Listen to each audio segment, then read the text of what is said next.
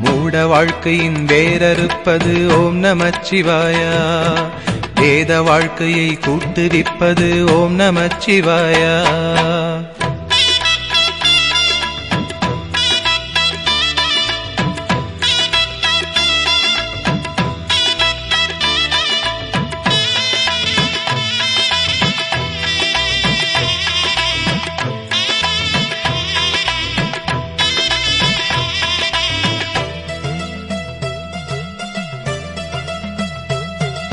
காலனை காலெத்தியே விடும் ஓம் நமச்சிவாயா.